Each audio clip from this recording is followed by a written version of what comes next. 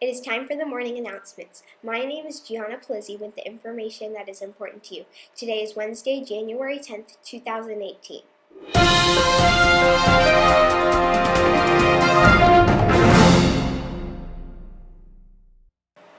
Hump Day has arrived and we are waiting for the weekend.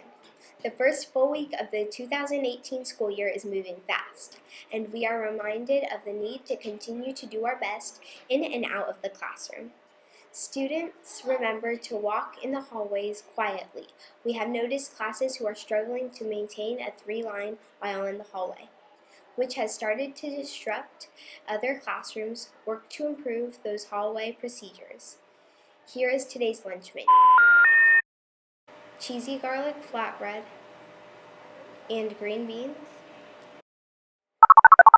Before we go, it is time for a Wellness Wednesday clip to encourage our healthy mindsets. Here you go.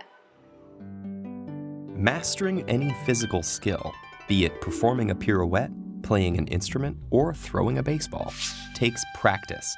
Practice is the repetition of an action with the goal of improvement, and it helps us perform with more ease, speed, and confidence.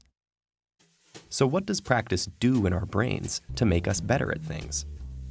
Our brains have two kinds of neural tissue, gray matter and white matter.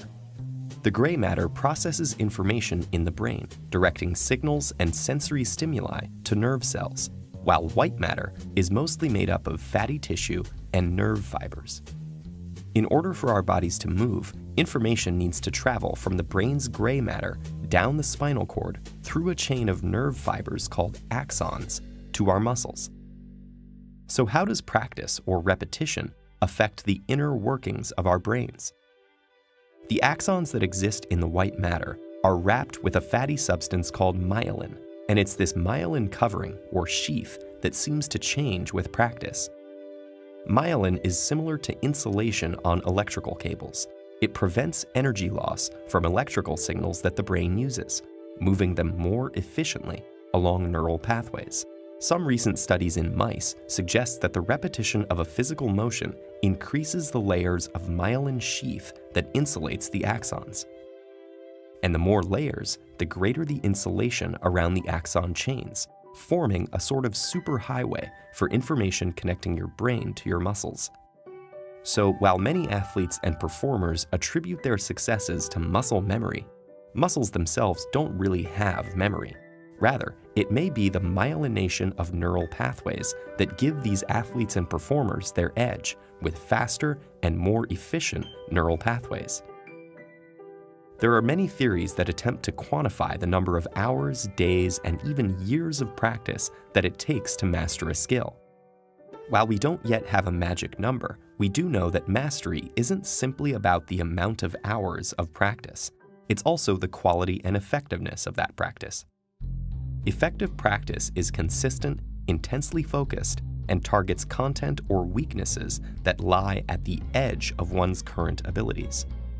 So if effective practice is the key, how can we get the most out of our practice time? Try these tips. Focus on the task at hand. Minimize potential distractions by turning off the computer or TV and putting your cell phone on airplane mode. In one study, researchers observed 260 students studying. On average, those students were able to stay on task for only 6 minutes at a time. Laptops, smartphones, and particularly Facebook were the root of most distractions. Start out slowly or in slow motion. Coordination is built with repetitions, whether correct or incorrect. If you gradually increase the speed of the quality repetitions, you have a better chance of doing them correctly. Next, frequent repetitions with allotted breaks are common practice habits of elite performers. Studies have shown that many top athletes, musicians, and dancers spend 50 to 60 hours per week on activities related to their craft. Many divide their time used for effective practice into multiple daily practice sessions of limited duration. And finally, practice in your brain in vivid detail. It's a bit surprising, but a number of studies suggest that once a physical motion has been established, it can be reinforced just by imagining it. In one study, 144 basketball players were divided into two groups. Group A physically practiced one-handed free throws, while Group B only mentally practiced them. When they were tested at the end of the 2-week experiment, the intermediate and experienced players in both groups had improved by nearly the same amount. As scientists get closer to unraveling the secrets of our brains, our understanding of effective practice will only improve. In the meantime, effective practice is the best way we have of pushing our individual limits, achieving new heights, and maximizing our potential. Attention 6th graders, rubber band powered cars, ping pong ball launcher, wacky wonderworks, oh my. Do you love to build, design, and create new things? Then the 6th grade West Intermediate Engineering Fair is for you. This is a site competition where students will compete for a spot to go to Oklahoma City State.